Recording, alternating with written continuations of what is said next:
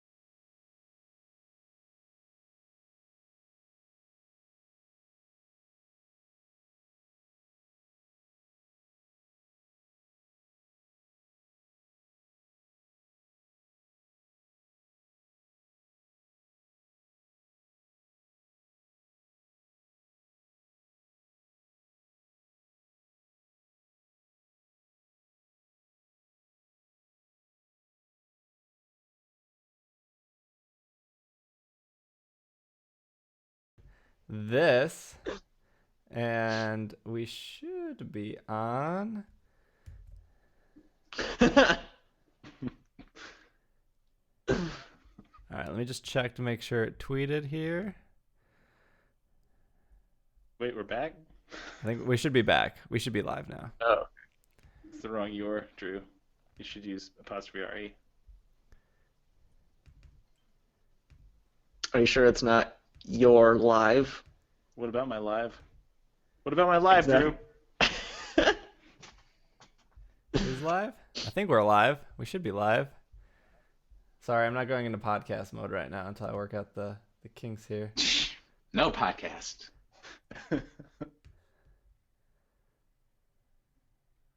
Looks like we're live. So many plushes. Wait, all why good. is Will like 3 times my age? Because you're 16? I You don't are know. live. Because you're 12? I need to turn Yeah, on I Do need Not to Disturb. There talk we go. louder. Am I still low? Can you guys hear me now? All right. Travis looks like he's 12. Can everyone hear us fine?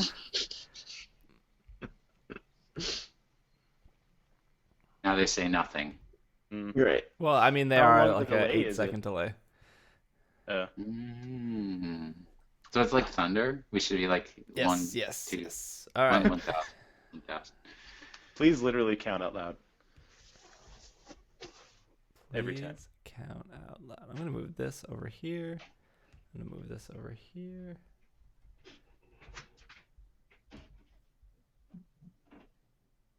Apple users in the bottom feed. What does that mean? I think that person says that my sound is good. Good. Excellent. Hard to pronounce. I did not rehearse my opening joke this time. It's just gonna be. I know what I'm gonna do. I'm not super excited about it. It's not my best work, but it'll be okay. What was the joke that you used earlier? I'm gonna steal your joke. I said something like Pokémon20.com. We're doing Pokemon 20 on our 20th episode.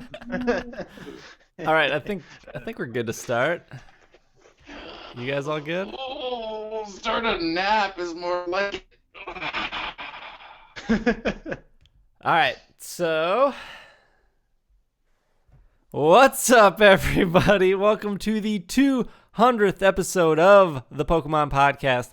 My name is SBJ. This is my face. And to my left, I think, is Logan. Hey everybody. 20th 0th episode. Travis Nailed it. does better at this. Great landing, great timing. Thanks, everybody. Who does intros way better than Logan? And below Logan, we have Travis. Coming to you live from the Goldenrod Radio Tower. This is Pokemon Podcast. Caller, you're on the air. Caller, go ahead. Caller. Well, we're gonna cut to Will with the traffic. Will. The only traffic I have is if I see one more comment about my age, I'm going to start booting people because I am a mod in this chat. And I have to get rid of you. I like how He you has got the closer story, to the and he will use screen to. Because I always get close to my mic whenever I talk. When we record, like I get close to the mic when I talk, and then I like move away. So I was like that. I was just practicing what I normally do. There we go. I have a dog under the table that's like scratching at me here for I do have the chat up. I can see that there are 50 plus people watching right now. So thank you for joining us on this Sunday. This show will be recorded and posted on iTunes and on SoundCloud and everything afterwards as well. So actually, speaking of that, I got to make sure we're recording. Yeah, we're recording. All right. We're good here. All right. So for episode 200, we got some stuff to do. And I think Micah the Brave should be in chat as moderator.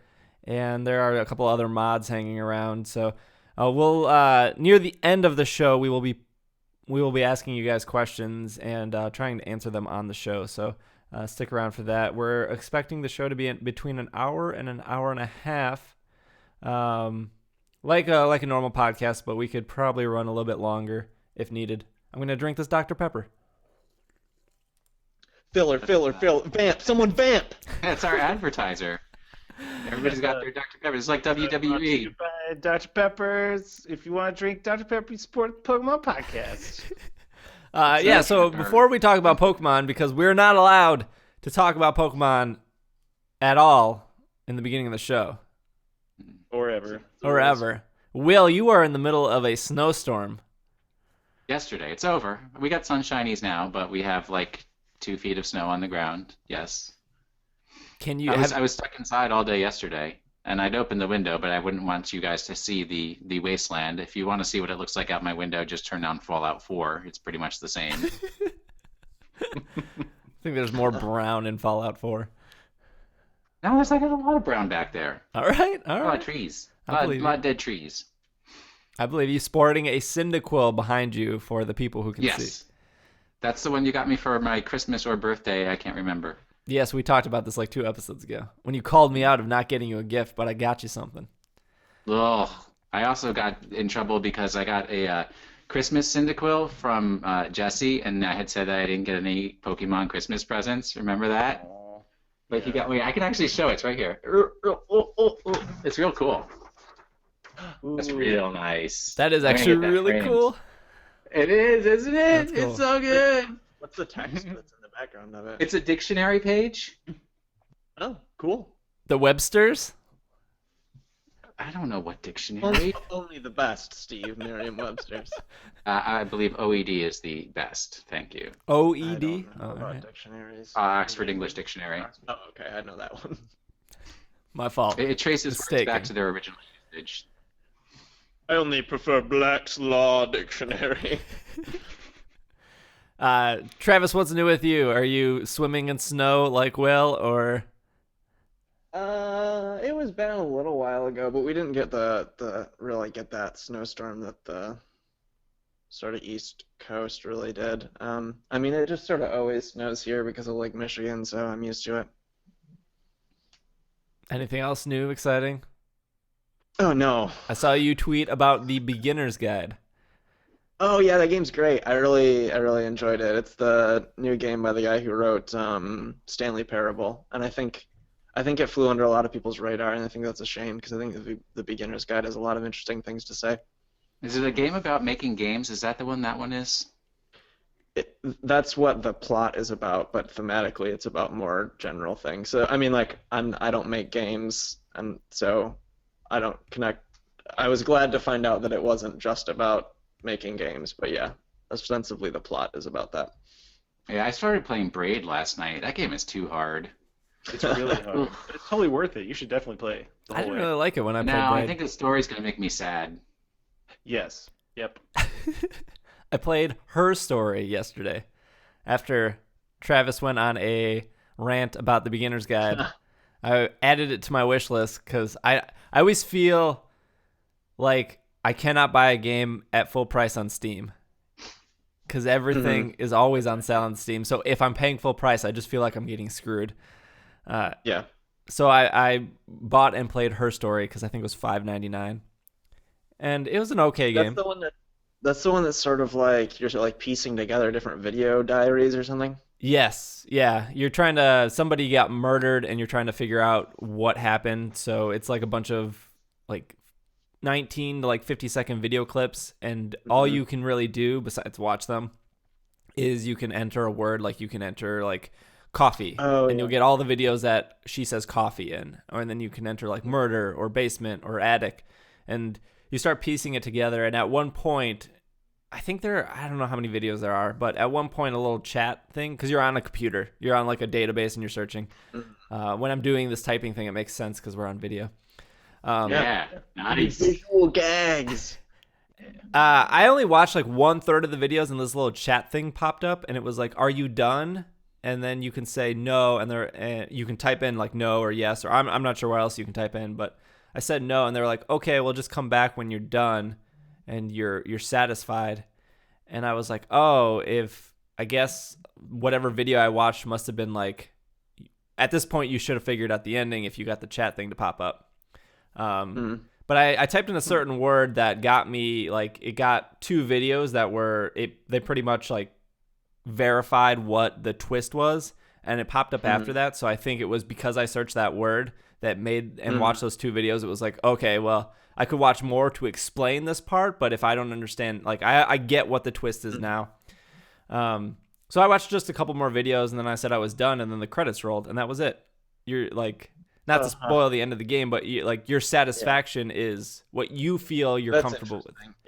Yeah. The amount of information you think is closure is what the game decides is. That's kind of an interesting choice. Yeah, so that was really cool. The story overall was kind of like, once I figured out the twist, I was like, that's cool, but to me, it was kind of unbelievable, because the story is kind of set as like not like a true story, but it would seem like something you would see on like Law and Order. Like, yeah, that could happen. But I think it's worth playing. I don't think it's like game of the year or anything like that, but it's really cool. So that's what I spent my weekend doing. And that's Logan, on Steam? It's on Steam. Yeah, it's $5.99. And I went through it in about 2 hours, and I looked up a wiki afterwards, and I looked up a couple YouTube videos just to like verify in case I was missing anything. And I pretty much got the whole gist, and so it was enjoyable for me. Logan, what have you been up to? Well, I've been playing a lot of Yoshi's Woolly World, which is an adorable game. It's really fun. Do you have all the Yoshi amiibos? Of course I have all the Yoshi. Actually, I'm missing Mega Yarn Yoshi, which I don't... Wait, do you have all the Yoshi colors? Yeah, blue, pink, and green. and then a Yoshi for the Smash Brothers series, and then a Yoshi for the Super Mario Brothers series. So I have 5 Yoshi amiibo. Yes, I do. While you were saying that, did you just like realize how much life hates you? No, it's very fulfilling to me, and you guys, I get it. Like, Are you training all of them in Smash Bros? The person with the most plushies in the background. You do have the most plushies, also. Yes. Yeah, I only have one because I only have one. I mean, that's the only one I have. So like your choice is made. So Logan, I think our listeners know, like, I'm cool with Pokemon amiibos because obviously Pokemon. I'm all right spending $11.99 on a Mewtwo. I love me some Mewtwo. Yeah. I've started collecting the Animal Crossing ones because I'm a big fan. So I just got Mr. Rossetti in the mail today. I feel no remorse or wanting of a Sonic or a Mega Man. Those just don't appeal to me. For me, like, I grew up with every single one of those. Like, I grew up with Nintendo, and I don't really have toys of any of those.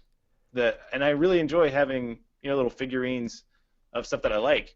So, I mean, like, pretty much every character in Smash Brothers, and just Smash Brothers in general, was a huge part of me growing up. So I like having little figures of all of them. And I'm a huge Animal Crossing fan, so I've got all the Animal Crossing ones as well. I didn't buy the Chibi Robo one because I hate that game. And it's like $6 on Amazon. It is it's definitely the bargain bin amiibo, and it doesn't appeal to me. I also didn't buy like the Skylanders crossovers because you had to buy like a Skylanders game. So, Oh, okay. Wait, they had Skylanders amiibos? There's two of them. yeah, there's two. There's a Bowser one and a Donkey Kong, and you like flip a switch on their base, and they turn into either a Skylander or an amiibo. But okay, so for somebody who has so many amiibos, do you feel like you're missing something not having Chibi Robo? Or Absolutely not. No, there's no. I'm not. I wouldn't be missing anything having none of them. see, I feel like I'm an as far all as, or like, nothing in-game. kind of guy. Like I need to have all of them, or I need to have none of them. And I've made this compromise of just like Pokemon and Animal Crossing. So I've made a similar compromise just on dumb old Chibi Robo. Everything, or Chibi Robo. That's fair. I don't know. I don't want Chibi Robo no matter how inexpensive it is, but I do really resonate with all those other characters. So I don't know, $6 got 'em all. though, Logan. That's like yeah, a meal it's at basically McDonald's. like I'm losing money not buying it. It's also like a trash can carrying an electric plug. Like, Its game is like a trash can That's carrying cheers. electric plug too. oh! I've never even played Chibi Robo. I have no idea what the game concept is.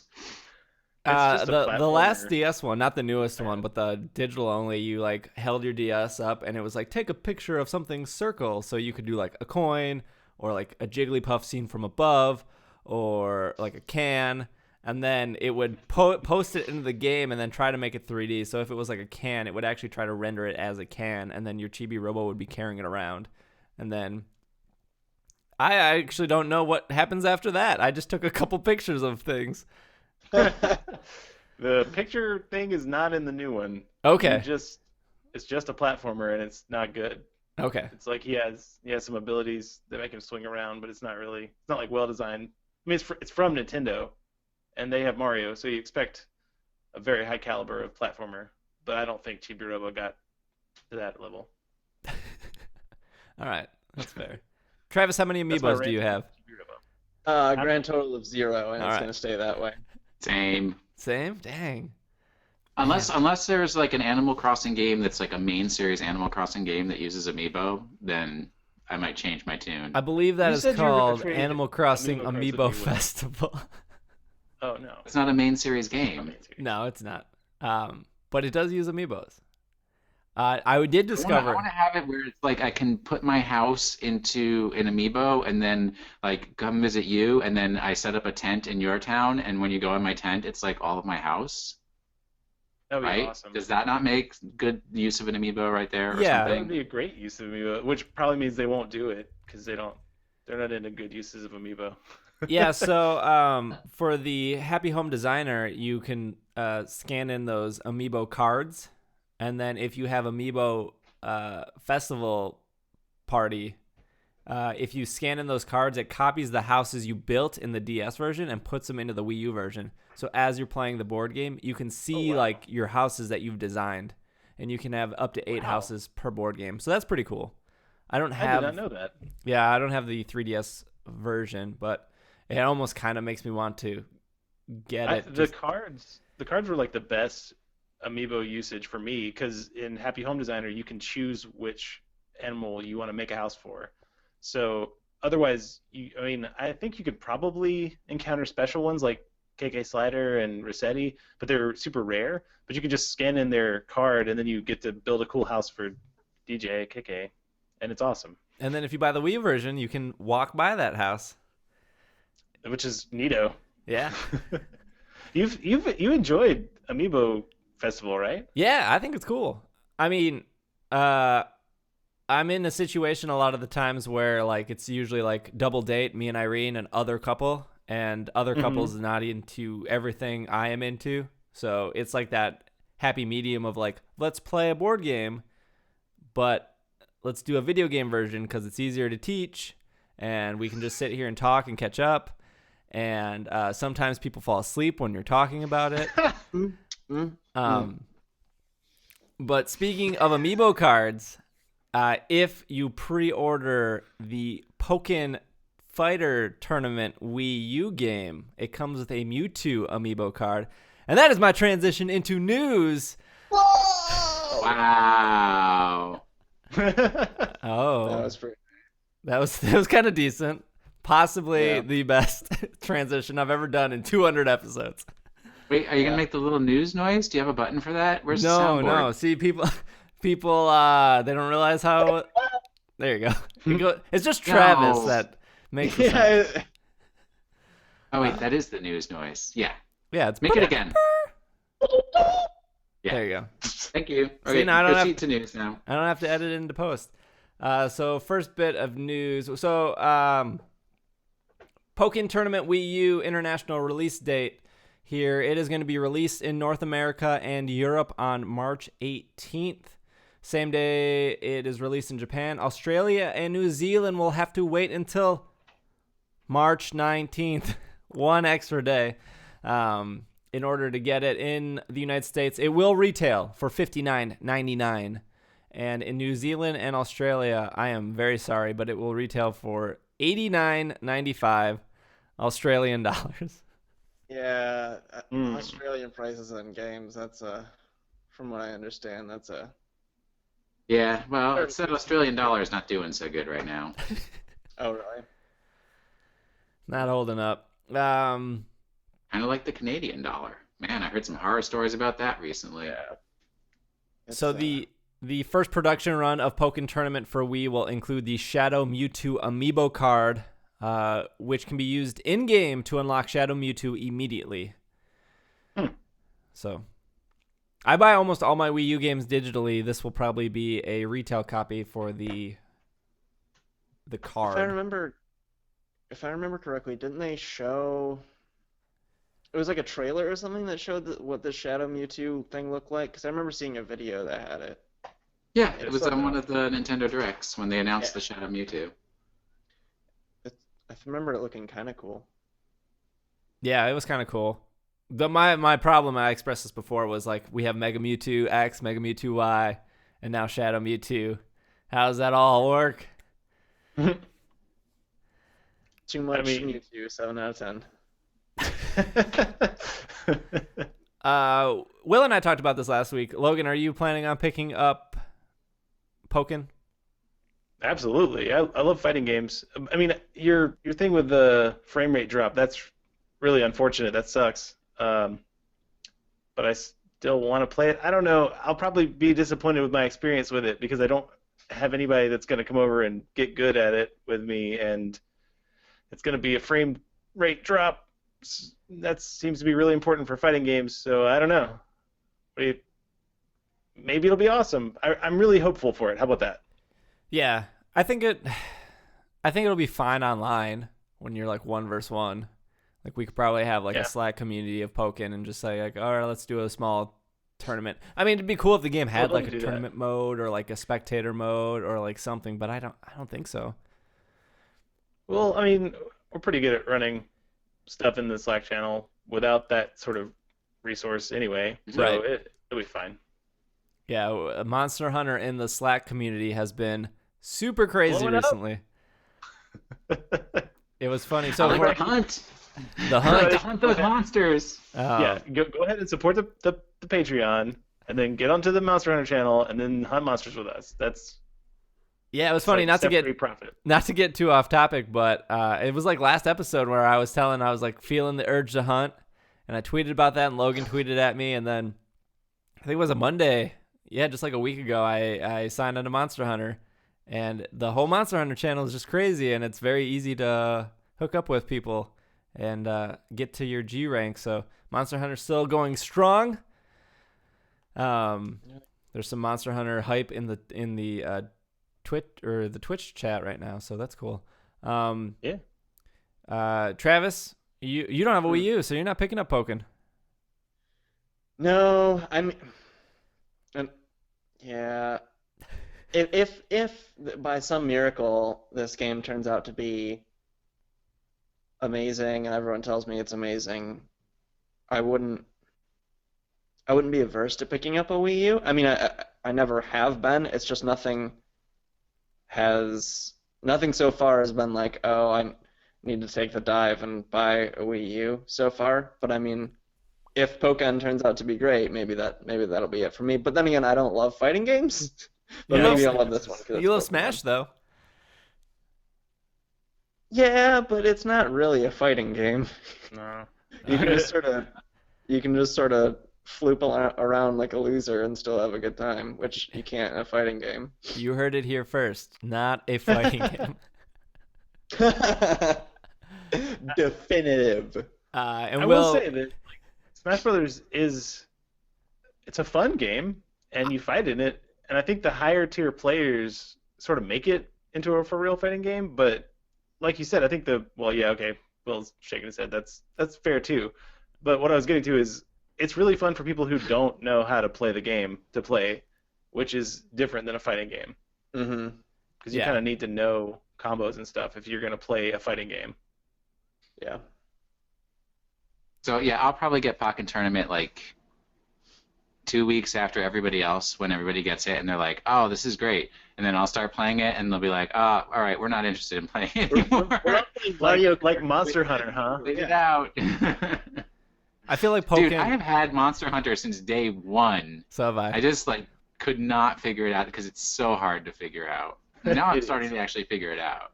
I've never played a deeper game than that. Like it's nuts how much detail goes into everything you do. And no explanation.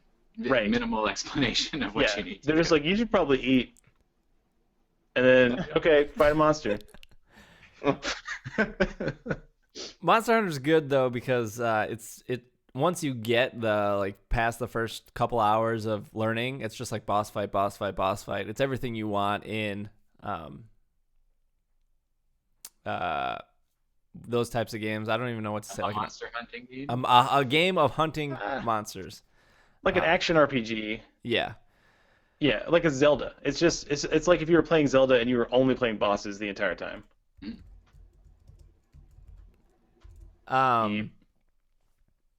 So Pokken Tournament, I would argue to say that Pokken Tournament would benefit from a demo on the Wii U, for being such a departure from what people that play Pokemon games are used to. But there's no announcement of that, so hopefully that would be something coming soon, or something they at least do, I should say.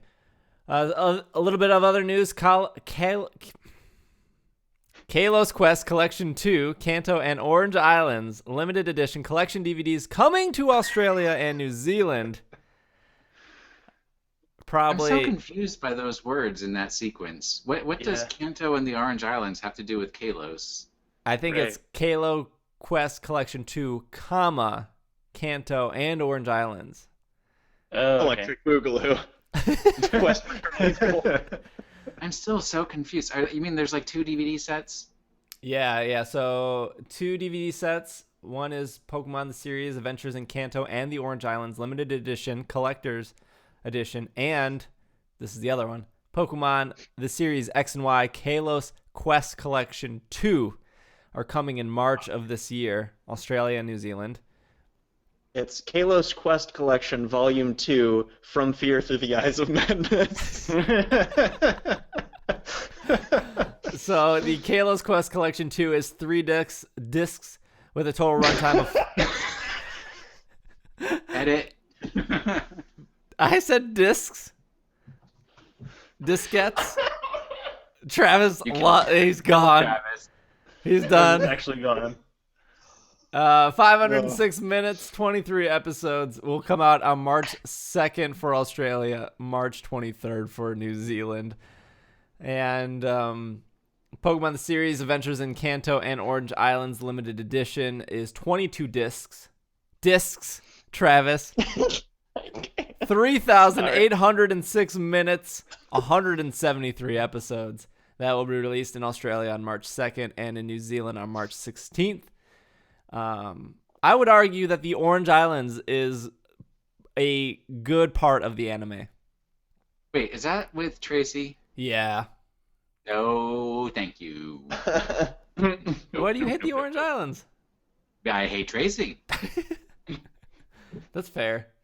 That's also where like Charizard gets mad at Ash, right? And like won't listen to him No, that's after he evolves. That was That's still before in that. Indigo League. Yeah, that's Indigo League still. Because Charizard comes around at the end of Indigo League, and he and Pikachu are the ones that win. Does Ash win Indigo League? No. No. Ash never wins anything. That's true. He's not really the chosen one. The chat is saying that Ash did win the Orange Island League. Yeah, sure, talent. I just remember there's 4 gyms in Orange Island. I remember those battles being really good overall.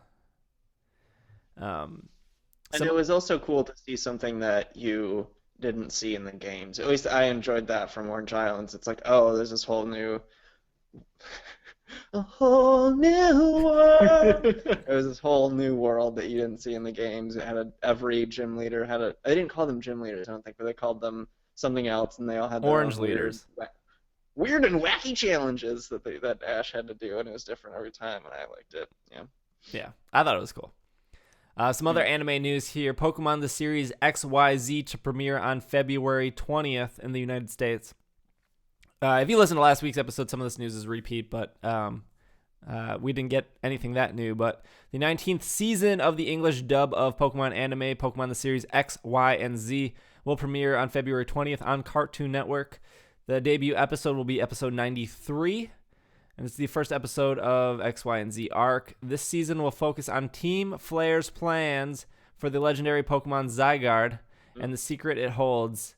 And this has, what is it? Elaine?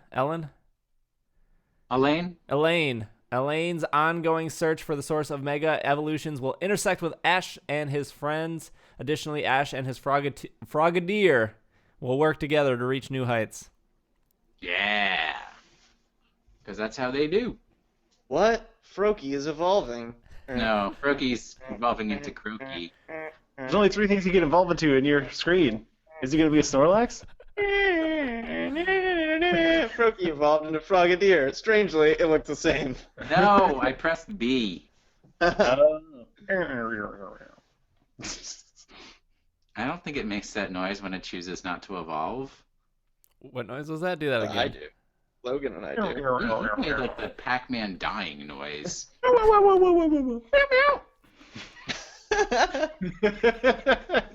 Will, you're still watching X, Y, and Z, or X and Y, right? Well, I would be if they were pumping out new episodes, but they've come to the hiatus. Are you caught up, though? No. Oh, yeah. Oh, is it worth watching? Is it better than Orange Islands? Yes. No, the whole XY Kalos region cartoons are really good. Because I think one of the main things that makes them really good is they have episodes that focus on Sabrina, who is the girl. The teenage witch? No. Yeah. She's the girl who hangs out with Ash, and it's like they're completely non-Ash episodes at all, so it really gives you a different perspective and like different storytelling stuff. And she's not focusing on being a competitive battler, she's focusing on being a Pokemon showcase performer. So it's like her development is different from Ash's. And they had some good stuff. Like they had with the Lost Hotel, they had a really good story that had to do with that. And the Anastar City Gym story was really good, and it kind of also explained why they're not going to be doing any stuff from Omega Ruby and Alpha Sapphire as part of the cartoon. No, I find it enjoyable overall. Team Rocket still sucks. Whatever. All right. Although they had the episode. Oh no, they had the episode where like Jessie was gonna fall in love, and then she found out the guy didn't love her, and then she was like, "Oh, I'm Team Rocket for life," but it was so heartbreaking. It was so good. Oh. Did we ever find out if Jesse and James are brother and sister, or they're just co-workers? Brother and sister. No. 'Cause James grew up rich, and Jessie grew up really poor. Oh. I don't know anything about the Pokemon cartoon. Dynamic of it too, yeah. The James deep. ran away from home because his parents wanted him to like marry some weirdo girl. I think that's what I remember. But Jessie was always like super poor. like this? Ooh. The deep Pokemon lore here. Because he's rich. Now I don't know if I can take your word, Will, because you said Black and White was really good. Well, the first season of Black and White is really good. Oh, and then Yeah, I it goes didn't mind Black downhill. and White. Yeah. Okay. Remember, it starts out real good, then the middle goes down, and then the end it actually comes back up again when they Okay. start getting ready to go to Kalos. What happened? Let's do some spoilers here. What happens at the end of Black and White? Is there some big tournament? Is there No, they're on a ship. Okay, so the gym leader from Kalos, who's the photographer, the first gym leader you come across, Tracy? her sister is doing a news story in Unova, and then Ash joins up with her, and they take a ship back to Kanto together. And it's kind of like the adventures of what happens while they're on the ship going back to Kanto. Because remember at the beginning of Unova how like they flew in to that shore city, and then Zekrom did the thing, and Pikachu lost his powers, and he couldn't battle a Snivy, and et cetera, et cetera. Wow. That's Yes, really I remember long that. for you. That's when Okay, so they took a ship. Pikachu lost. Yes, and they took a ship back to Kanto. And so anyways, it kind of makes that connection because it's the photographer gym leader's sister who's like a newspaper person. She's also in the Kalos games because you meet her and she gives you the roller skates or something, one of the items. I don't know. The chat is like correcting me nonstop through all of this. like her name is Serena, not Sabrina, whatever. Close enough. But anyways, it's the travels on that ship that are really good because they're really unique stories that don't have to do with, once again, that standard Ash gets to town, I want to face the gym leader, what is the crisis I have to solve before I can face the gym leader, etc., etc. Yeah, I mean, the only reason I like watching the anime is for the Pokemon battles. So if you're telling me that Black and White doesn't end with a giant tournament, like that was the best part of Indigo League was like the 8 episodes in a row of Ash just battling or other people battling. Now the part of Unova that gets up to where they have like the junior, no, it's like it's like a fighting type battle where it's like everybody's supposed to use fighting types. That's kind of where it stops after that big tournament. That's where it stops being good. Okay. And like for that time period that it's bad. And then when they have the Kanto Festival in Unova, and Ash is like, I want to have my Charizard back, and Charizard comes back and he's in Unova, that's when it becomes good again. Charizard's overrated. Well, but it's like you felt like that nostalgia of Ash and Charizard getting back together again, and I mean, also with Iris and her Dragonite, that was a good set of stories there. But I think overall, the whole XY season is much better. Okay. Than any of them. All right. Moving from anime TV shows to anime movies, the Pokemon movies are now available via digital distribution in iTunes, Google Play, and the Amazon store. I did Tuesday, I think they were available. I did like a Twitter rant on the Pokemon Podcast Twitter about the movies. But for those curious, there's only 13, well, technically 14 of the 17 movies available, I think. Let me go through the ones that are available here on it. So you can go to iTunes, Google Play, or Amazon right now, and all these movies are there. Pokemon, the first movie. Pokemon, the movie 2000.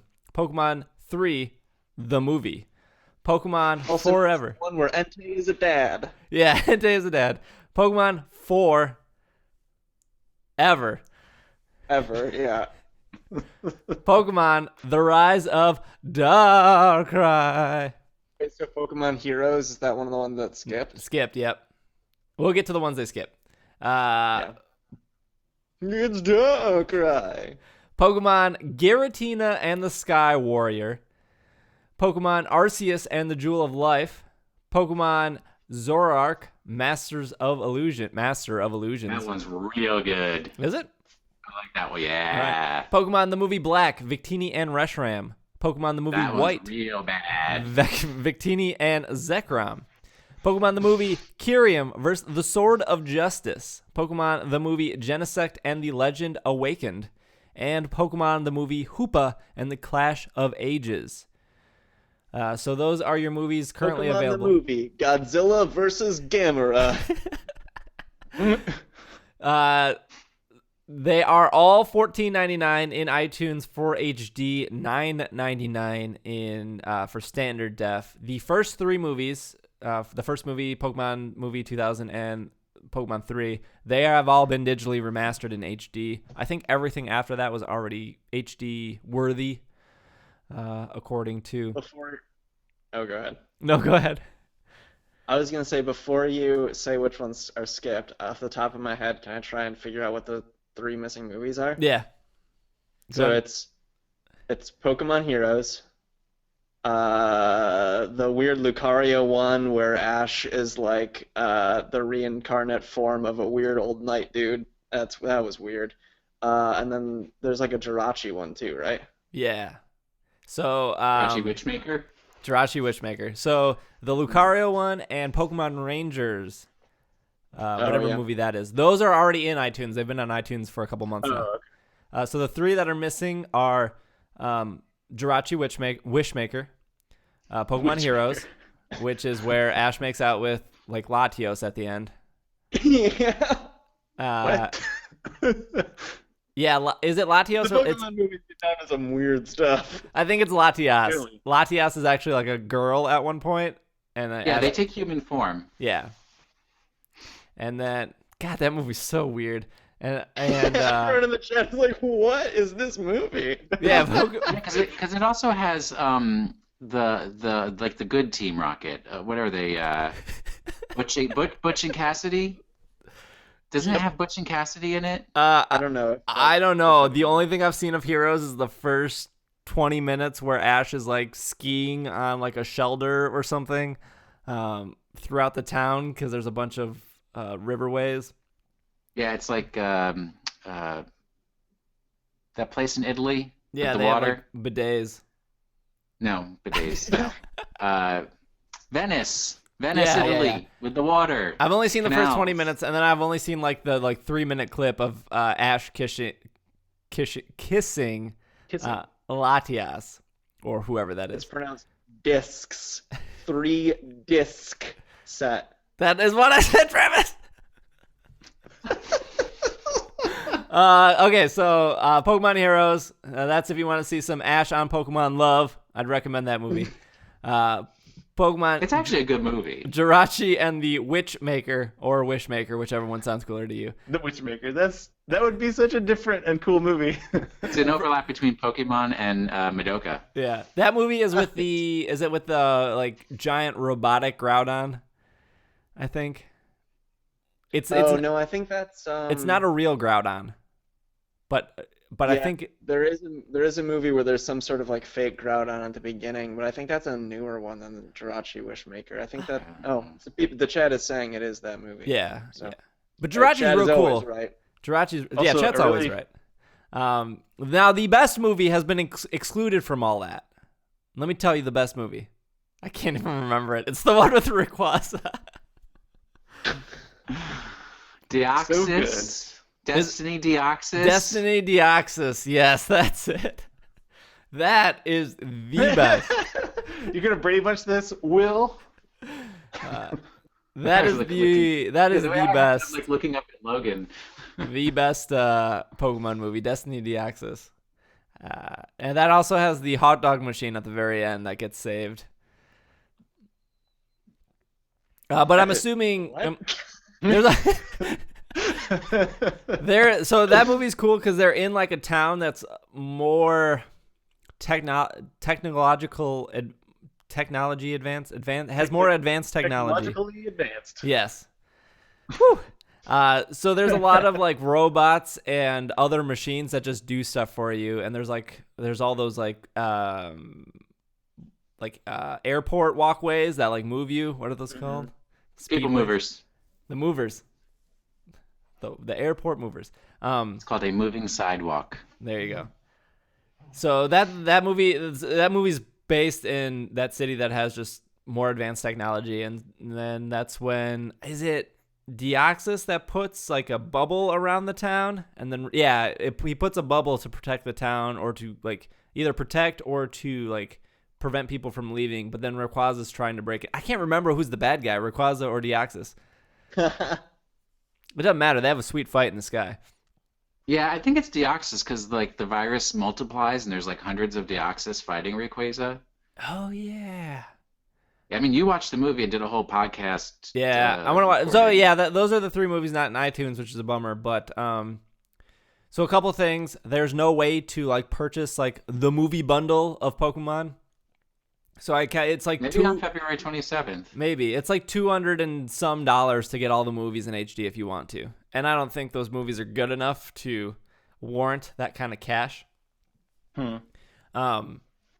But because they're in iTunes and because they're easily accessible, the plan is to review those movies like we did in the past with Destiny Deoxys and kind of talk through them. Because I think because they're so easy for people to get, it would be a cool follow along if we plan to do that in the future. But I think those 3 movies are Miramax specific, and that's why they're excluded from the whole list. Oh. That would make sense. So those movies are the Sony Spider-Man films of the Pokemon franchise. Or the Fox X-Men films. Well, I mean, those are actually good. Yeah, they're good. Yeah, I only watched one of the Spider-Man films, and Spider-Man used to be a real fave of mine. I used to buy all 4 Spider-Man comic books. I like the Sam Raimi trilogy. If you watch the third one as a comedy, which I believe is how it was intended, it's actually really funny. If you watch the third movie as Sam Raimi is furious that the studio is making him add like so many villains and not do what he wants and just is actively trying to make the audience upset, it's really fun to watch. I don't like funny things. No wonder you don't like me. Correct. Perfect. Last bit of news here is, so I guess this is a lot. This could break off into a lot of bit of news depending on how much we want to talk about. Pokemon 20 got announced. We mentioned that last week. So we're getting a part with the movies and the new anime and all the stuff that's going to PokemonCenter.com, who still has not decided to sponsor us, or I mean, maybe one day we'll get that sponsor. But there's going to be a bunch of new stuff on PokemonCenter.com. The thing that people probably got most excited about here is there is going to be a year of mythical Pokemon being distributed via the Nintendo Network or by going to GameStop, which is probably the unfortunate thing, is the trip to GameStop. Yeah. But so there's a Pokemon you can download every month. It'll be available all month long. Some are at GameStop, some are not. I don't have the specifics of where these are, but at one point we did tweet about them, and we'll remind you every month. But February will be Mew, March will be Celebi, April will be Jirachi, May will be Darkrai, June will be, thank you, June will be Manaphy, July will be Shaman, August will be Arceus, September will be Victini, October Keldeo, Genesect November, and Meloetta December. So there are your 11 legendary Pokemon, and this is maybe the 3rd time Mew has ever been available for U.S. trainers, I think. I don't know, because I have one. I don't remember how I got it. I don't think I got it as a gift from somebody. I had at one point like a bunch of legit ones. I don't know how I got them. I can't remember. You're just like Well, trading like Zigzagoons to like Pokemon little Bank kids and- for their Mews. I don't know, man. It was probably some bully move. Yeah. I was like, hey, did you wanna? I I'm gonna check remember. the notes on my Mew and see if it's me or if it's somebody else. I remember Mew being available for Red and Blue back in Toys R Us, where you had to go to Toys R Us to get it, and you had to like link with a Toys R Us employee so they can move it to your cartridge. Obviously, I did not do that. I did that. Obviously, those Mews couldn't come up because of the Ruby and Sapphire limitation. I remember Mew being available at one point after that, and I think that was the time around Diamond and Pearl, but I could be wrong. I'm sure maybe chat's like freaking out about it. Come on, chat. You were doing so good with. I know Arceus is gonna be. That's gonna complete my living deck, so I'm really pumped about that. It's also in August, which is my birthday. So it's Could you great. not catch Arceus in Diamond, Pearl, or Platinum? Platinum. No platinum? Oh, it was a distribution. You're right. Was it distributed? Okay. There was a battle with Arceus coded into the game, but you couldn't access it without. I think every time they actually did the Arceus distribution, they just gave you Arceus, but there's a coded thing in the game where if you had like a key item, you would trigger an encounter with Arceus, but you couldn't get that without hacking because it was an event-only item that they didn't ever distribute, to my knowledge. Okay, but you could collect his plates before you had him. Right. Yeah. They always had the plates like lying around. Okay. Where you pick them up. So I just checked my Mew, and it the original trainer is Mystery, and it says seems to have had a fateful encounter in the Hoenn region. So I don't think it's a distribution I picked up. I think somebody gave it to me, but it was a Gen 3 distribution. Okay. I think Celebi and Jirachi fall under the same thing of Mew. They've only been distributed once or twice. I think I have a Celebi, yeah, and that was must have been Diamond and Pearl time, because that's when I was going to most of those distributions. Okay. And then Victini was only distributed once. That was the release of Black and White. Early. Yeah. Are you sure it wasn't done twice? I don't know. For Black and White 2? Oh, it could have been Black and White 2. I don't remember. Wasn't Keldeo for Black and White 2? Pokemon Bank. Well, Keldeo and Genesect and all the goodies were Black and White 2. Yeah, Keldeo, Genesect, Meloetta, they've only been distributed once. So this is the second time they're coming around. I thought you could catch Darkrai in the game, but I guess I'm wrong. I feel like all of these Pokemon are digital only. Yeah. You could catch Cresselia in the game in Black and White too. If you went to the Dream Garden factory place. I'm just looking. Went to the Dream. Oh, Celebi came with Pokemon Bank. If you got Pokemon Bank right away. Yeah. Okay. Thank you, chat. Somebody's saying in the chat that Jirachi came on the Coliseum bonus disc back when that was around. I remember that. My friend got us some Jirachis with that. Yeah, I only have one Victini, so there was only one distribution with Black and White. There was an event item to catch Darkrai, and then there was an event item to catch Darkrai in the Haunted Hotel. There was also a distribution for Darkrai, says Tylord in the chat. And so, yeah. So I think everyone's excited for that, except if you have to go to GameStop. That's a bit of a bummer, but some of these will be just Nintendo distribution. And, yeah, I'm pretty sure the GameStop in DC closed, so that's going to make me real unhappy. Cool. So that's you have to do a pilgrimage to GameStop to get your distributed Pokemon. I have to go to Maryland or Virginia, which I hate. That's fair. Let's see here. So that's about the bit of news we have. Do you guys have anything else to talk about for Pokemon 20? Anything you guys want to mention? You can get a Victini little toy in a Master Ball, and it's like the cutest thing ever, and I'm going to buy 40 of them. It's 2-inch Victini clip and carry Pokeball. It's a Master Ball. It looks so cute. And then they have a Victini stuffed animal, 8 inches. So cute. The ears are a little too big, though. But, boy, I love me some Victini. Hey, every Victini is unique. Some are born with big ears. Some are not. They're like Spinda. The ears are just all custom.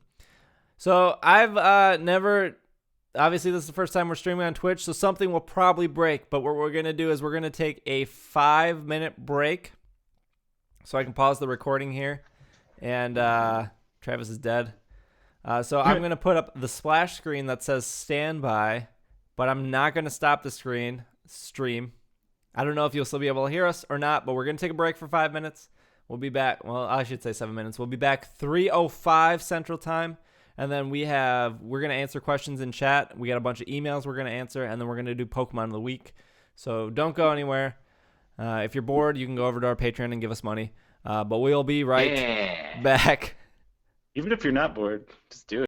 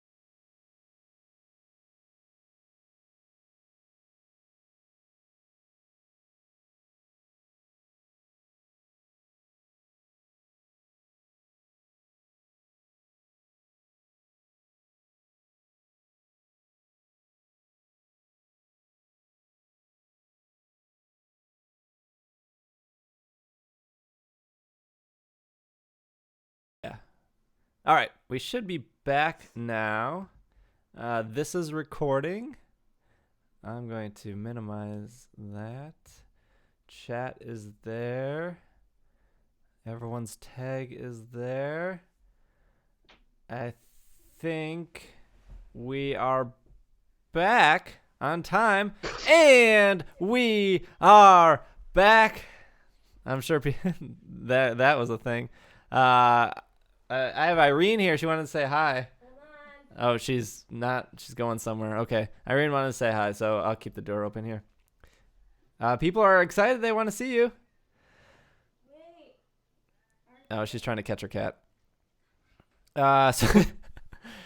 So we're back. I apologize that the standby thing doesn't have music. We're still new to this Twitch thing, but appreciate everyone hanging out. Hopefully you guys like this. If you guys do like this, we can do this again in the future more often now that it's all actually set up and working. I think that was the hardest part, was for me to get motivated to set this up. Cats are important. Thank you, chat. Okay, so as Irene's trying to catch a cat before she says hi, let's go over some emails that I have here. Oh no, you gotta do the blink, blink, blink, Yeah, blink, blink, blink, blink, blink, blink. No, here comes Irene. I was just on mute for that whole time. Nebbit. Perfect. Hey, Aaron. Oh wait. I don't know what to do. Just say hi. I can't hear anything. Nope. Where's the cat? What? The cats are gone. Weren't you going to catch a cat? Wiki's here. Oh, here, we have one cat. Yeah. Oh, get him out of here. What? Why Why else is it locked in? disappeared? What? That's not my favorite cat, though. Sinnoh's my favorite. Hold on. Yeah, so I don't think I've been on an episode since 2012? Yeah, but we were talking about how all the Pokemon movies are now in iTunes, and we can watch them and go over them. That was the last time I was on that I remember. It was episode 100, 100 episodes ago, Yeah, and here we are. when I would just cry. Here we are. Hi! Wow, look at all these Hi. people. Thank you. No, that was Wiki that you guys saw. Sinnoh, I don't know where Sinnoh is, but Yeah, I agree with Jeff. Sinnoh is the best we'll cat. show him in the future when we do this again. We can't dump all our cat eggs at once, otherwise. You can't put all your cat eggs into one Twitch basket. Otherwise, okay. Here's Sinnoh. This is the cat named after the Diamond and Pearl region. Sinnoh's the best. Oh, sweetie. If you visit Steve's house, Steve and Irene's house, the Sinnoh is the cat that's just gonna come and like be your best friend. So, Oh. All right. Let's get carried on here with emails. can I answer a question? What is our first question? I want to answer a question. All right. Hold on. Oh, hey, we have to talk about C2E2, by the way. All right, here's one from Jordan H. Hey, it's Super Effective Crew. First, I wanted to say congratulations. 200 episodes is definitely something to be proud of, and a feat not a lot of podcasts or many other forms of entertainment can do. As for my questions, if you could have any singer/band that is currently living write a Pokemon song, who would it be and why? Oh, that's so good. Oh wow. Oh, that's so hard. He has a Yeah. couple other questions as well, so I don't know the first. Flaming Lips. Flaming Lips would do such a good Pokemon song. They did a song for the SpongeBob movie soundtrack. I would also go for, which is a band I was talking about last night, Marijuana Death Squads. I think that their sound is real cool. They could make a good Pokemon song. This one, like, he said living or dead, right? He said No, living. I think living. Oh, okay. I was gonna say the Beatles, just so I'd be like, remember that time the Beatles made a Pokemon song? I don't know who I'd pick. Come on, Travis. You know like every band ever. I would I mean, do Katy Perry. She'd do a good job. No, too controversial. Yeah, does that's a why job. why it would be good. No. Irene's like, ew, not Katy Perry. Like, I kissed a mudkip and I liked it. I kissed Latios. Yeah. and It all comes weird. back to Pokemon Heroes. Let's do like I need to represent metal, so let's do like a grindcore Pokemon song. Let's do like a cattle decapitation, but like Miltank decapitation. Can I say decapitation on this show? I don't know. Sure. It's the name of the band. Lysander in chat said Katy Perry and left Sharpedo.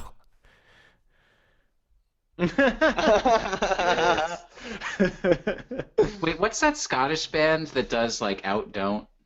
The Blur? nabbit. No, that's British. The Blur is defunct. Gorillas. talking- Would be The good Gorillas Pokemon would songs. be pretty good. Such a good Pokemon song. Yes. Travis, you in agreement Are you with the talking Gorillas? about churches? Is that the band you're talking about, Will? No. Hold on. Are let they me just Welsh? I look don't it know. up. No, these guys are definitely Scottish. Dropkick Murphy's Pokemon song, says the chat. No. We'll move on to the second question here. Do you think that there will ever be a Pokemon Stadium 3, or is the internet 3D battling answered that niche? Wait, I missed Can the you ask first that part of the question again? Yeah. Run it by me Do you again. think that there will ever be a Gauntlet Pokemon Stadium Hair. 3, or do you think the current games have gotten rid of that? I mean, you I still think- kind of want to battle on a big screen. Mhm. So I don't think see there'll be a why they wouldn't. Pokemon Stadium on the NX, and it'll be built into the next version of Pokemon. Yes. That is exactly what's going to happen. And the band I was thinking of was Gauntlet Hair. I don't know them. You're like doing Real that good. leaning forward thing again, Will. Oh, I can't help it. It's like you're on was it The Price is Right, and they're like, $400, Bob, or is it Drew? $1, Bob. Oh, $1. I do like the prices right. $2, Bob. You sir! Irene. I'll take the physical challenge. Oh wait, wrong show. Irene brought in the third cat. We lost all the cat eggs in the basket here. They've all been dumped out. Archer. What's funny is they all look like the same cat, pretty much. We just keep Okay, bringing Jimmy in the the cat. same cat, and we're telling you that it's different. No, And our seventh cat. White paws. he's mine. Yeah, he has white paws. Well, no, it was like a sock. It was like he was wearing Oh yeah, Sinnoh looks like he's wearing socks. Yeah, He's he has style. socks. All right. As for Pokemon Stadium 3, yeah, I think that there will probably be something in the sort, even if it's like a free viewer thing where you can at least watch people play. I think that would be cool. But yeah, I definitely think like if the NX is going to be both a handheld and a TV-based console, that would be a really great integration to just have like a Pokemon game that's played on the handheld, and then when you bring it to the TV, you can turn it into a stadium for battling online battles or something like that. So, like you said, Yeah. it's like they don't really need to make a stadium. It just is. The next game is a stadium. Yeah. Do we have a Wii U one that I'm No. not thinking of? We No. have Pokemon Rumble Blast, and then we have Poke Park? Is there a Poke Park for the Wii U? no Pokepark on Wii U. Pokepork. Pork. Finally, within the next 10 years, virtual reality will most likely be an established technology in the gaming industry. What are your opinions about virtual reality Pokemon games? Could it be a main series, just an online battle arena, or a low ball like virtual camp Pokemon? Again, congrats on 200 episodes. Longtime listener since episode 1, Jordan H. That's a tough question to answer. That's an impressive feat, though. You've listened to all 200 episodes. I am so sorry that your time That's was just something I haven't even done. sunk down the drain. No, I would say that there's not going to, if like once VR gets established as a gaming technology, it will be at least 5 years afterwards before Pokemon will adopt it in any way, Yeah. or Nintendo will in any way. So, boy, that's hard to say. Maybe we will be like just having Pokemon Go be a total well, then it would be like an AR, augmented reality, not Augmented VR. reality, yeah. Yeah. I doubt that it's gonna do. It's not gonna do exactly like that video, so it won't really be AR. I don't think. I mean, I guess it's sort of augmented reality no matter what it is, but I don't think it's gonna show you like a Pikachu in the environment you're in. Yeah, and I don't think that Pokemon requires VR because it doesn't take place in an other world. I mean, unless you're going to visit Giratina, whatever. Nobody's going. You're not going to be able to walk like up the side of a wall, even if it is VR. So it would really just be benefited by AR primarily. Are we talking about like the ontological distinction between AR and VR? I would assume if Pokemon did anything VR related, we would probably be Pokepark 3. I at least echo Will's sentiments that if we do get it, it would be quite a ways down the line. And I think if we got it, it would be depending on how successful Pokemon Go ends up being. Like that gives Game Freak and Nintendo as a whole a lot of information on whether or not that type of product is something that the fans want and will pay money for. And I think if that's very, very successful, that's going to increase the likelihood that we see a VR game. I think Pokemon Go is going to do really well, regardless of the quality. Like I'm very hopeful that it's going to be amazing, and I'm totally down to do that road trip, Will. But even if it's bad, it's going to do great. Yeah. Well, there's a ton of Gen 1ers that are like getting ready for Pokemon Go. So Yeah, no it's gonna be joke. successful. I walked into my old work and I had people come up to me who were like, "I'm seriously thinking about buying the new 3DS just because they're releasing Pokemon Red and Blue," and I was like, "Oh my, Yep. Wow. what?" Yeah, I've had a couple people reach out to me and say that. I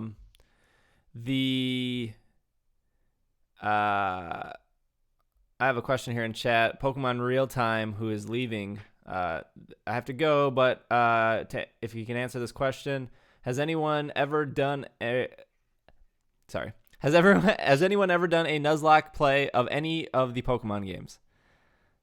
Played, refuse. yes. Completed, no. I will not do Nuzlocks because I will not harm my dear precious Pokemon that I capture. Mm-mm. Yeah, you can do the modified one where you just box them and to not come out of the box. But my favorite is a Wonderlock because that's really fun. What's It's a really random. Wonderlock? Sell me on it. So you catch 6 Pokemon, and it doesn't matter, just 6 of the first thing, and then you toss them up into the air with Wonder Trade, and then you run the game with whatever you just got as your 6 Pokemon. And if any of them, you can do any level from there. Like if you're gonna do a Nuzlocke, say they faint, you can put them back in the box or whatever. But yeah. So what'd you just get? basically- What'd you get when you did it? Do you remember? Oh, I can't. I know there was a Magikarp and a Piplup. It's been a really long time, and I didn't complete it because you never completed Nuzlocke. It was just interesting to go through like the first 3 gyms. What is completion of the Nuzlocke? Just beating the Elite Four and then you're done? Is that it? Yeah. Okay. I mean, they're so customizable. It can be whatever you want it to be. Like maybe you want to complete the Pokedex or something. I don't know. How would you do that? I was about to say the same thing, and then I was like, but if you can only catch the first Pokemon. Right. Yeah. You couldn't really do that. Maybe you say you kick that rule once you beat the Elite Four, and then you go and try and catch everything else. Should we explain what this is? A Nuzlocke? Like a regular base Nuzlocke? Yeah, Logan, why don't you explain it? So a Nuzlocke is it's basically putting Pokemon on very hard mode. So rather than being able to catch all the Pokemon that you can, you are only allowed to catch 1 Pokemon in each zone. And if any of your Pokemon faint, you put them in the box or release them. That's the original version is you release them. Release them, yeah. It's like they died. So if your Pokemon faint, they died. That's what Nuzlocke is supposed to simulate. You can only catch 1 new Pokemon in every zone, and then you try to complete the game like that. So fainting, like, it takes on a whole another level of really bad. If everything feels really weighty, like you have to really make good decisions. Yeah. Yeah. That's what it is. Yeah, there's a bunch of them. There's like a wedlock, I think, where like 2 Pokemon, like if one dies, you have to release the other because they're like married. Well, and you also have to have like a male and female. Yeah. For some reason. I haven't done any of them. I've always thought about it, but I don't know. It's just then I have to start my game over, or I have to buy a new game, and I'm not one to like start my game over because I like that. I like going back and going, oh, I put 80 hours into this. Like, that's really cool. And now the only thing left is a Sun Kern because I moved everything to Pokemon Bank. I don't know. I like that nostalgic feeling I get when I go back to old games. Only 80 hours? I thought think you liked Pokemon. I think 80 hours is like the worst games, Black and White possibly. I Black literally and white are sweet. I literally have 999 hours in Black and White. Oh my gosh. Oh wow. Because that was my first tweet to Steve ever. I remember it. Black and There you White. go. Let's do some other emails here. I should really screen these. Stephen W. writes in, G'day, SBJ and the team. I love the show. I'm a father who's gotten back into Pokemon on account of my daughter who is 7. We play the TCG together, which is heaps of fun. I'm also currently playing Pokemon X. I need some help. What's the go-to when somebody gives you a random nice on Pokemon Search System, PSS? Are they just trying to get your attention to battle or trade or etc.? Should I nice them back? What's the etiquette? You should nice people back because there is a counter for that tracks how many nices you get. And give? But there is no obligation. No, there's no real etiquette there because, I mean, it's just random. Yeah, but if you see somebody has the little birthday candle over their head, then you should definitely give them the happy birthday because you can get all the happy birthdays from all over the world. It's so fun. Also, spreading happiness and joy is just good for everybody. So give them a catch power, all that stuff. Yeah. Oh, yeah, throwing out them O powers. I do that all the time. For their birthday or just in general? No, just like I see a random person, I'm like, here's a Restore Health O power. Yeah, Okay. that's how you level them up. And yeah, with regards to the question of if someone sends me a nice, do I send them a battle request? Probably not. I think if they wanted to battle you, they would just send you a battle request. Yeah, and I feel like as far as etiquette goes, a random battle request it doesn't fall into that. like pretty much no matter what, I don't want to get somebody to randomly be like, let's trade or battle, and I didn't talk. I get the random battle requests sometimes, but typically I don't go through with them because I don't have a team ready. Yeah. Yeah, I because just you're have probably like a hatching Volcarona eggs or and something. 6 eggs. For 5 eggs, rather. I know I'm doing a big breeding thing to get synchronizers for every nature. So I'm all eggs right now. all little Ralts eggs. Somebody in the chat asked, didn't PKMN Cast do a Nuzleaf Green? Yeah, Kenny was actually doing that. He was doing that on Twitch before Twitch was cool. Back like 3 years ago? Maybe like 3 years ago. Yeah.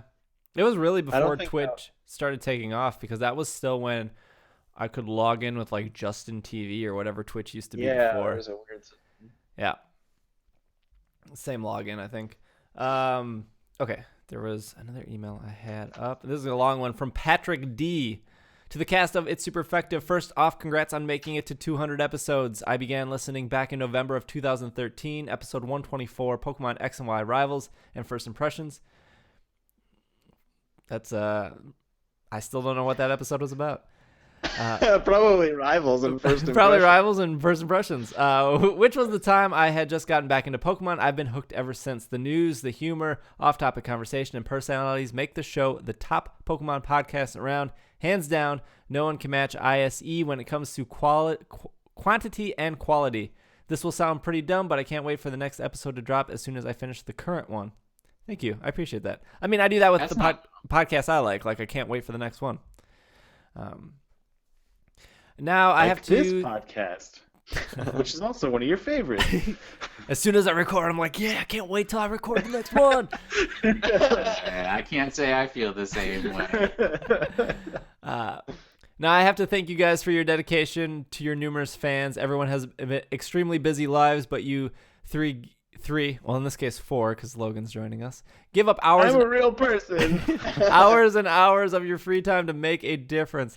I know that some people back the show on Patreon. That still isn't enough for the work that you guys put in, especially Steve.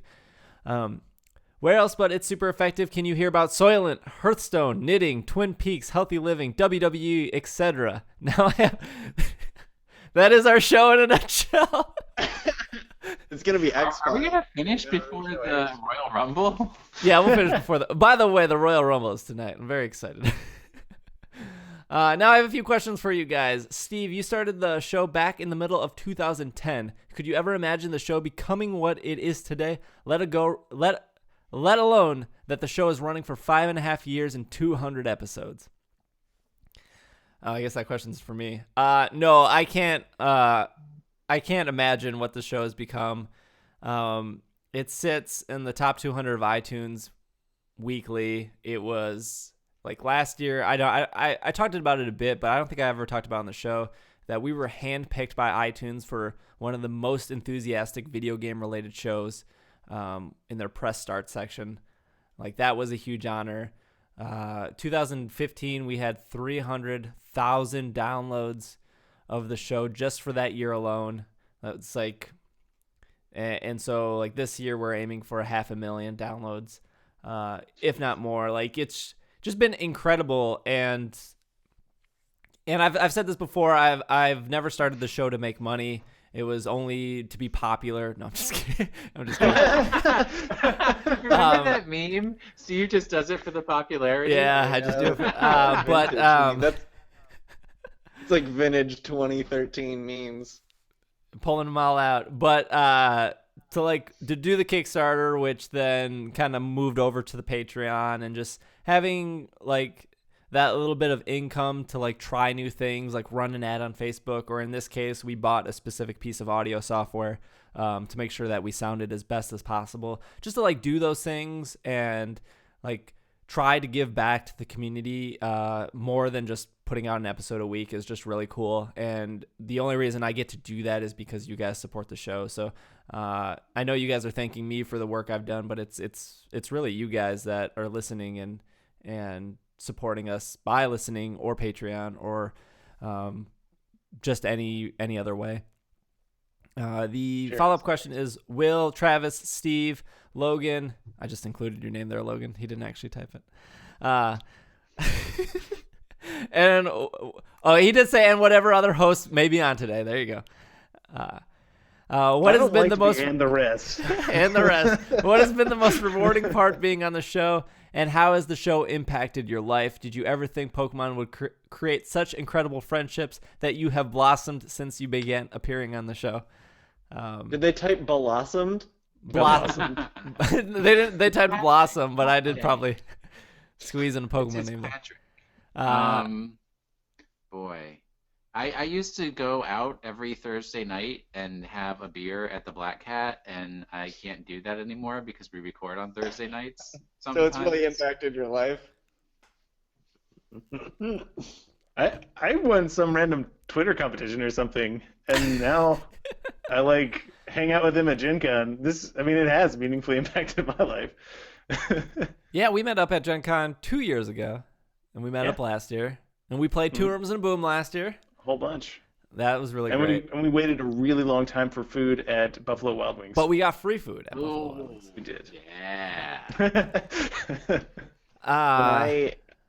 Travis, I've talked about this before, but when I think I mentioned this before, but when I joined the show at episode 31, I came in thinking like, well, first of all, I didn't know I was going to be on again anymore. It wasn't a for sure thing, but I was thinking like, how am I going to just come onto the show that already has such a long and storied history of its own personality? To me, it just seemed like, man, they've done 30 episodes before this. How am I supposed to fit in with this group that's already so tight knit? And then now we're at 230 episodes. Seems a little silly to think of it that way, but that is how I thought of it.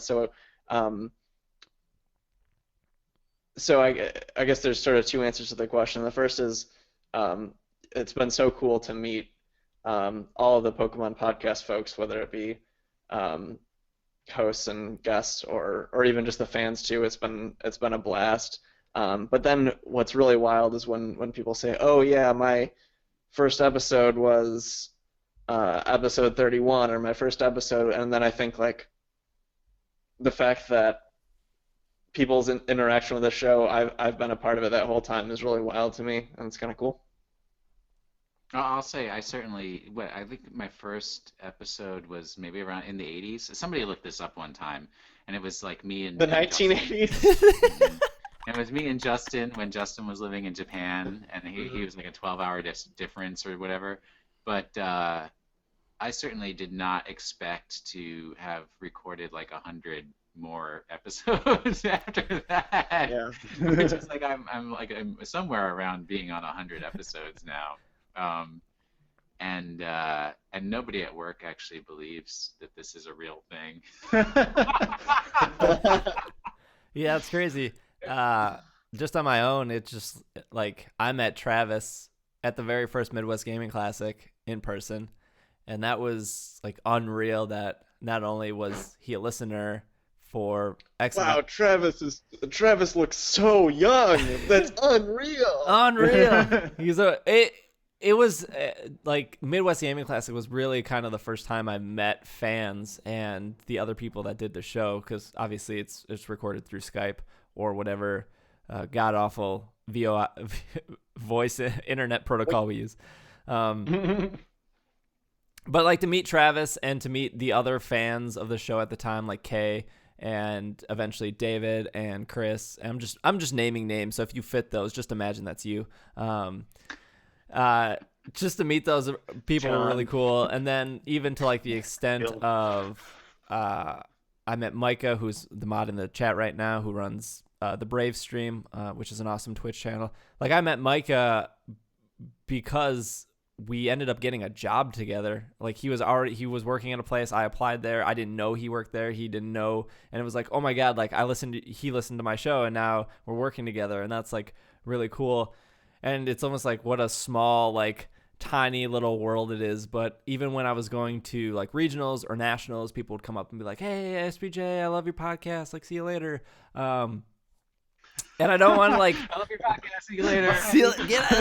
I don't want to like discourage that. Like if I'm at like a convention, like I plan on being at C2E2. We have a Sunday panel, I believe, at 11 a.m. and I'll post more details about that. And then of course Midwest Gaming Classic, we're there the entire weekend. Like if I'm going to those shows and I'm presenting, like I'm doing it for you. So for the listener, so if any of you ever wanted to like meet and talk afterwards, like that's why I'm there. I'm presenting for you guys. So like if you want to hang out or try to do something, that's really cool. Like at Gen Con, like if you guys come to Gen Con, I almost do 2 Rooms and a Boom every night, and I would love to do 2 Rooms and a Boom with you guys.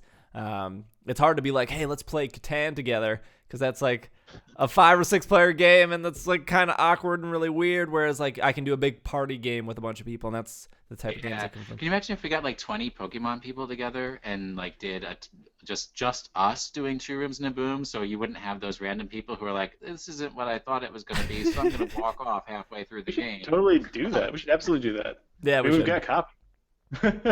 We should.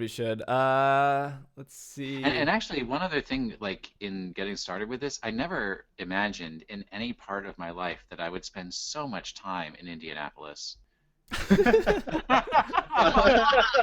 Places on this earth. Yeah. Indianapolis, Indiana. What a so weird much time there. What a weird place.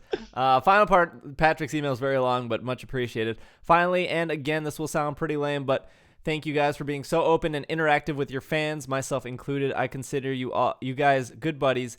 Never actually meeting you in person. However, being able to interact with you guys on Twitter and Slack is really appreciated, and has helped myself open up to Pokemon a good amount of people who had no idea that I even liked Pokemon. So in summary, thanks guys. You guys are the best. We are indebted to you. Thanks, Patrick, a.k.a. Pat from Pallet. We are eternally grateful.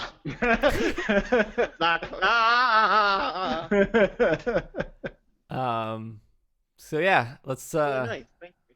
So wait, if I move my mic over here, will my lean-ins be less noticeable? I mean, you sound good. Yellow microphone. You sound good without leaning in. I can't. You just do the lean in. Oh, it's just the way I podcast. You need to get like an arm like I do. See, I got this mic arm going on here. Yeah. I'll No, say, I think of the cardioid shape, and I want to be in that zone. You know, The butt. You want to be in the butt? I want. the like Pikachu head you got. Brian Is it L really- writes in, "Hey SBJ, Will, Travis, and whoever else is celebrating the 200th episode. Congrats on making so many awesome episodes." Logan just shaking his head. So good. This is the only reason we did it live, was just to shame Logan live on air. I've been listening to the podcast ever since the announcement of X and Y. This podcast has helped me through many long road trips and whenever I need to be brightened up throughout my day. I was wondering what mega evolutions you would love to see in an upcoming game. Again, congrats and see you at 300. P.S. SBJ, great job on the Mario Maker courses. I do have Wait, some... what? You play Mario Maker now? Oh yeah, I got Dude, three. how did I you got start one on good that? course. The other two are garbage. Oh. What was the question? I missed the question. The question is, what mega Pokemon would you like to see in in the future? Mega I wanna see- Jirachi. Oh. I want to see a Mega that Yes. is of a middle stage. Wait, did I say Mega Jirachi? What I meant to say Mega Victini? Wow, misplaced excitement. Mega Victini. That's what I want to see. Kick him from the call. Kick him from the call. $1, Bob. We'll mess up the overlays. Oh.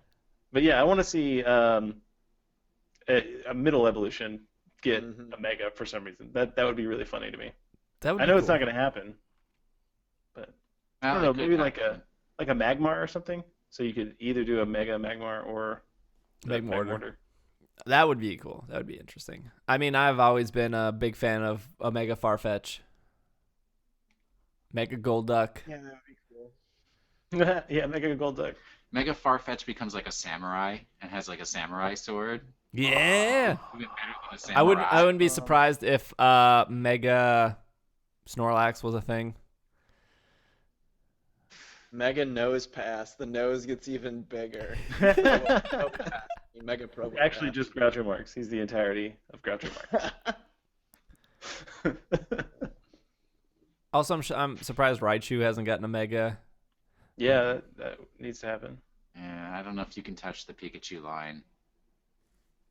They Mega. touched the Charizard line twice, and everyone was happy about that. No, that's different. That's different. I mean, a lot of people don't even remember that Raichu exists. You know, it's like Pikachu is the final evolution. I mean, Pikachu is kind of cooler than Raichu. Have you seen the? This is new to me, but I mean, it was a glitch in Red and Blue. Have you seen this thing that's been going? There's a post that's been going on Tumblr that's a collection of someone's favorite glitches in Gen 1, and one of them is that you can evolve a Pokemon who wouldn't only be able to evolve with Elemental Stone without using a stone by sending the Pokemon out in battle when it's about to level up, switch to a Pokemon that has like the same hexadecimal value as the Elemental Stone in the code, and then kill it, have the Pokemon level up, and then it'll evolve, even though you didn't use a stone on it. That's crazy. What? Really weird. But in the video, they had Pikachu out, they switched to Growlithe, they killed something, Pikachu leveled up, and it evolved. What? In like Red and Blue? Yeah. Okay. Those games are a mess. They're coming back, guys. February 27th. Great segue. Let's Maybe see. it was just a callback. I don't know. There was somebody asked in chat. Sorry, chat's chatting it up. Are you guys planning on bringing any more Pokemon YouTubers on the podcast, like Shady Penguin? And somebody I think said the J-Wits as well. Yeah, we were. It's always the biggest hurdle for that is just like organizing and getting everyone together to do it. We've talked to Aaron Zhang, who does a lot of Road to Nationals. I forget what his series is called. Road to Ranked? Multiple VGC. Yeah, Road to Ranked. Yeah, that's it. So he said he wanted to be on. We haven't been able to schedule a time yet. We talked to Justin Flynn. He wanted to be on. We haven't scheduled a time yet. So that is reached out to Alex Ogloza? I have He not. does- No. He won Uh, nationals a couple of years ago. He's friends with Aaron Zhang. Yeah, so it's just like reaching out and planning stuff, and yeah, I don't know. For me, it's kind of hard because it comes off a little spammy. Like, hey, do you want to be on the show? Kind of thing. Like, how do you start that conversation? But Like that? yeah, you have to start it somewhere. But if you guys want people to be on, let us know. Tweet at us and say and attach that. Like, if you like. Justin Flynn said he wanted to be on. We just haven't picked out a time. But like, if you want him to be on, @reply Pokemon Podcast, and then include his Twitter handle to get that conversation started for us. It just makes it easier. And I'm not saying you need to blackmail him or anything, but If you do have pictures that would be of him in a compromised state, you could send it. We wouldn't, tell anybody. right. You wouldn't actively solicit for that information. We would never. But my email is. Caleb B writes in, "Hey SBJ, Will, Travis, whoever, newish Our listener, third newish listener, first time writer. Congrats on 200 episodes. I really come to enjoy your show, and I hope you continue to produce great content. I recently became a Patreon backer and joined the Slack channel, and I wanted to inquire of Will how I joined the Zigzag Swag Club. I started a new playthrough of Alpha Sapphire and Did he catch a shiny Zigzagoon? and the third wild Pokemon I encountered was a shiny Zigzagoon. Will is also correct about Gen 5 being the best. I'm glad to find out that there are other people out there who think so. Cheers, the only Caleb in Pennsylvania. You've heard it here I first. find that hard to believe. Caleb's a pretty common name in Pennsylvania. He's the only one. No. The way to get into the Zigzag Swag Club is you have to make an appointment with a current member, and then we go through the induction ceremony with you. And if you pass the induction ceremony, then you're let in, and that's all it is. So really, the hardest part is scheduling and just getting a time scheduled with an existing member of the Zigzag Swag. You kind of have to be sponsored to get in. Is it like a notary system? Yeah. No, Caleb, there's things you have to do. Just message Will on Slack, and you'll be fine. Pretty much, because I'm on Slack all the time. Yeah. So it's like, as long as it's not between 8 a.m. and 8 p.m., which are my busy hours, I can probably sit down and go through the induction ceremony. Easy enough. Sounds so high tech. Induction ceremony. Oh my gosh. Let's see. I mean, we have to have our secrets. We're a special club. Is it like a witch's coven? Do you like burn incense? No. Jirachi. Well, it should be. We celebrate Jirachi that makes Chinese witches? Dragoons. Dragoons? Yeah, Jirachi's the witch maker. All right, we have we have a bunch of emails here. We probably can't get to all of them today, so if your email's not read, I apologize. Obviously, we don't delete them. We'll keep them for future shows, but I want to wrap this up before 4 here. Matt E. writes in, "Hello, SBJ and crew. First question is more of business-oriented and directed at you, SBJ. Wanted to see if you were in need for any help for your site. So I'll answer that quickly. Yes, we want to do more with the site this year, and this kind of last month there has been like news and stuff posted. So short answer, yes, but I'll email you back more in depth. Second question, and if anyone else wants to help, there's a write for us at the bottom of our site. Second question, more for on air. Happy 200th episode and beyond. Also, happy 20th anniversary to Pokemon. See, we planned that with the Pokemon Company. We made sure that they were in sync. 20 Got Masada on the line. What days will you be at C2E2 and Midwest Gaming Classic? It would be my first time going. What should I expect and absolutely do while I'm there? Finally, if you had an aquarium with any fish type Pokemon, which would you have? Thanks, Matt from Brookfield, not Wisconsin, but Illinois. That's my favorite type. Witch type, yeah, absolutely. The good old fish type Pokemon. Jirachi's the witch type. New type confirmed. Sound fish. What is my favorite fish Pokemon? I like a Lampent. Oh, that's a good one. That's a good answer. I mean, does I Milotic just had a count? horrible realization. I would Pokemon assume that melodic counts. I mean, Phoebus what? is the fish of fish. Yeah, Melodic's an eel. But in Pokemon Rumble World, I just realized you never battle in the water. But you still come across the fish Pokemon, like Love Discs and Lampents, and they're on the ground. Yeah, because Wow. they're flopping around. No, they don't flop. They come over and they attack you. Wow. Why did I never pick up on that? I've been playing that game for so long. You'd need a well, big we might- aquarium for melodic. Yeah, it's pretty big. But it's so pretty. So beautiful. Well, what is Melodic's dimensions? We don't know. I mean, we could look it up. Look it up on Dimensions. the We could. Bulbapedia. It's 5x8, 3 inches wide. The Stunfisk count? It's kind of fish-like. I mean, would it's say like a- Stunfisk Ray. counts. Smells bad. Yeah. A Stunfisk. Or I guess it's supposed to be smells bad. Lutefisk, so it is a fish. So yeah, I'm gonna go with Stunfisk. I would probably go with It's really bad Huntail. odor. Huntail- Ooh, Melodic's 20 feet tall. They- Well, 20 feet, That'd be 4 a pretty big inches. tank. We're gonna need a bigger boat. my house cannot accommodate that. Like I can't have that big old fish. Huntail is 5 feet long. 5 feet That's long. bigger than I would have expected. All right. What Well, about Gorobis? we'll ask chat here. We'll ask chat. So we have 15 more minutes. Do you guys want us? We can either do Pokemon of the week, or you guys can ask us questions in chat, and we can try to power through them as fast as possible. So You know they're gonna say questions. well, you got to ask Logan. You got to provide that interaction. But then there's the delay, so now we have to wait. I know. $1, Bob.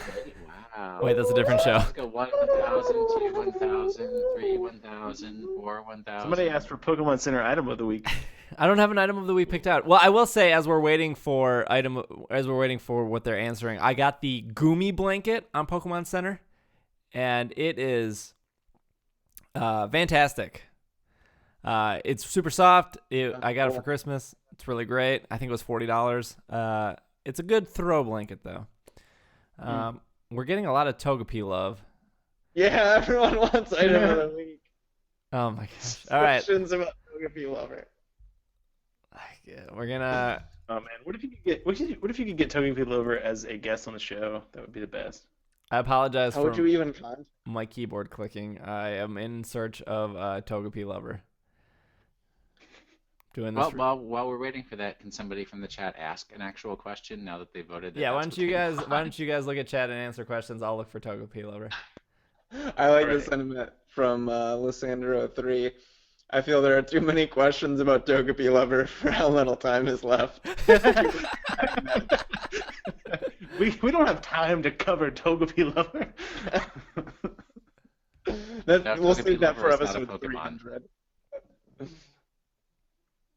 Can Togepi Lover be the Pokemon of the week? Yeah, your moveset for Togepi Lover, I mean, given the sort of glass cannon nature of Togepi Lover, you're going to want to invest your EVs into special attack and speed. You can just dump the 4 into HP. It's not really going to make a difference, but you're going to want to anyway.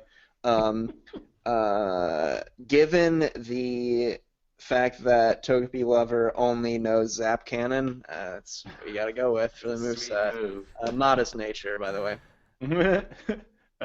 Who do you want as a celebrity guest on the show? Is one of the questions. Burgess Meredith. It'd be Greg cool to Scott get. asks if I have Just any- Meredith again? Drink plenty of water, Greg Stott. Drink plenty of water. I don't celebrity guest. I don't know what you consider a celebrity. I would like to see Jay Witz on the show though. Cool. Here, Good night, Shadow. I got my Snivy at a Six Flags. I won it. I won the big prize. this is not going to So make I for a know- good audio podcast, but Snivy, it's here's not the Snivy. Goomy blanket.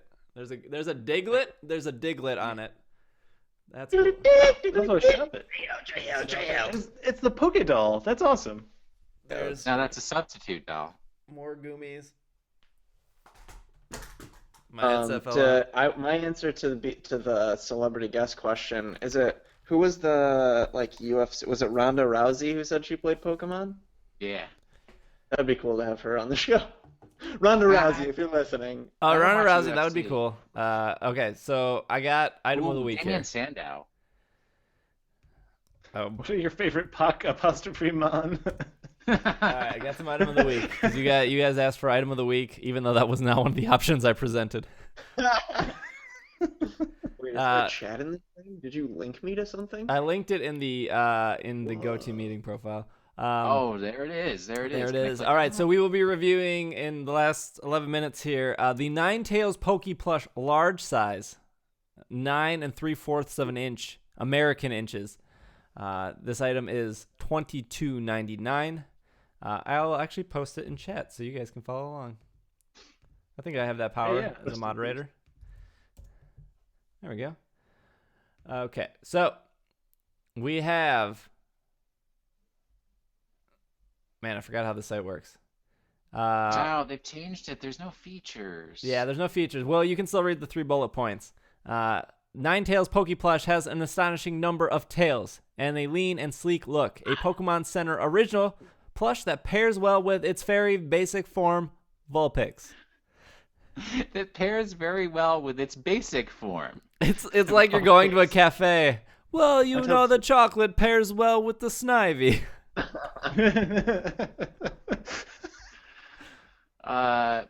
Description point number 1, Ninetales in an elegant plush form. Description point number 2, the likely winner of the Pokemon with the most tails competition every year. I like this person. Description I think they point get number it. 3, it's a Pokemon Center original. That it is. It is the likely winner, but not always the winner. Not guaranteed. Not guaranteed. Yeah, what other- 2014 was a big upset for Ninetales. What Pokemon has more tails than Ninetales? I don't. Well, no, that's why it was an Tails? upset. Nobody had more tails, but it didn't win. Do you guys all want to take a review? Dibs on the 3-star review. All right, I'll take I'll do the first one. All right. So 1 out of 1 people found the following review helpful. Gorgeous! Exclamation point. This is from January 7, 2016, from reviewer Rainbow Pokelector. I received my Ninetales today, and already I'm in love. I think I got a little lucky with my plush because instead of the straight face shown in the picture, I got a Ninetales with a very smug look on its face, and it looks very sassy in general. I think it fits her personality quite well as a fire type. Other than that, very soft, well made, and goes great with my Vulpix. Very fast shipping. Was this review helpful to you? It did confirm that it pairs well with a Vulpix. The most important bullet points. Logan, you want to take the next one? Yeah, this is beautiful Ninetales from reviewer DJ Diddles. Perfect. It has been long overdue for this Pokemon to get a plush, and I'm so happy with the quality of this one. It's not too big or too small. In comparison to the Vulpix, actually, it's almost the same size. The colors are very brilliant, or very vibrant. The fabric is soft and cuddly, and overall, the plush is very nicely made and is a great addition to a collection. My only gripe is that some of the tails look a little wonky, which is probably why I didn't win most tails last time. Probably, yeah. Makes sense. But that's to be expected with how many tails it has. Ha! But overall, 10 out of 10 would buy again. Fair review. Travis, Yep. you're up. So this is November 18, 2015, titled Face is Asymmetrical. The reviewer is Isis from the Egyptian myth, O literal god. Isis decrees.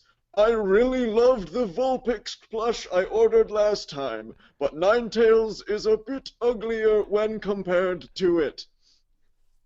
Isis encourages you to consider that its eyes are not placed symmetrically, which makes it look goofy when seen from the front. Not exactly what I had in mind when I thought of Ninetales when I was playing the game. I, Isis, Egyptian god. Also, the snout, did they mean snout? I don't know, is attached slightly to the right of its face. I expected better from the original Pokemon Center. But since it is my favorite Pokemon, I guess my expectations were a bit too high. Whew. Guys, Dang. before we get to the Togepi lover, I want you guys to know that Nanners also wrote a review of this product, and that's a great name. Nanners. It's the next one down. Yeah, it Nanners. is. Well, we don't have time. We don't have time to read all of them. I guess we're ending the show with 2 out of 28 people found the following review helpful. 5 out of 5 Pokeballs titled "I love Poke Mon" from Togepi Lover, Kansas, Missouri. I think this Ninetales is so cute. Ninetales is a fire type, and it is known as the Fox Poke Mon. The 9 tails it has makes it live for 1,000 years. I love Ninetales. Togepi lover. 10 It out also of makes 10. it live for 1,000 years. 1,000 years. Thousands of years. And that is our show for you guys today. Thank you for joining us live on Twitch. It was really fun to do this, actually. It went a lot better than I expected. I think it went very smooth, which is very surprising. So if you haven't done so already, you can support the show on Patreon. Micah will post a donate thing in the thing. And if you haven't done so already, please check out Micah the Brave stream. He's going to be streaming a little bit after this, before the Royal Rumble, if you guys are watching some WWE tonight. Logan is at Logan Jenkins. I am at Dragging a Lake. Will is at Washing the Sink. And Travis is at the Travis W. Thank you guys so much for 200 episodes. I actually hope to do this again in the future with the gentleman below and next to me. But this has been another episode of the Pokemon Podcast. And we are Super effective. Super 200. effective.